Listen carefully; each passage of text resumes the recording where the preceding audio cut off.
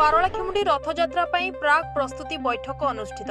गजपति जिला पारलाखेमुंडी स्थित ग्रामीण आत्मनिजुक्ति प्रशिक्षण केन्द्र ठारे आज आसंता रथयात्रा पालन उपलक्षे प्राक प्रस्तुति बैठक अनुष्ठित होईछि।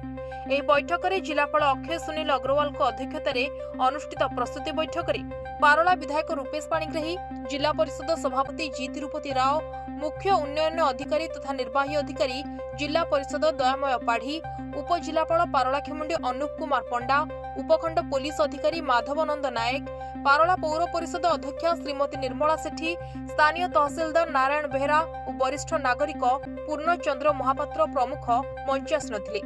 आज प्रस्तुति बैठक में प्रथमे उपजिलापाल अनुप पंडा स्वागत भाषण प्रदान करी पूर्व वर्षर आदाय और खर्च विषय विवरणी पाठ करी कहिथिले गत थर समस्तक सहयोग रे अत्यंत सफलतार सह रथयात्रा एवं यात्रा सह संपृक्त थिबा समस्त कमिटी मेंबर मानकु साधुवाद जणाइथिले।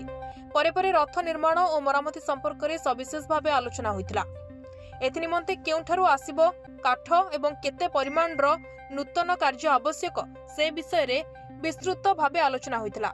प्रतिवर्ष भली चलित वर्ष मध्य अस्थायी दुकान व्यवस्था और मीना बजार पई निरूपण एवं नीलाम विषय रे विस्तृत भाव आलोचना होइतिला।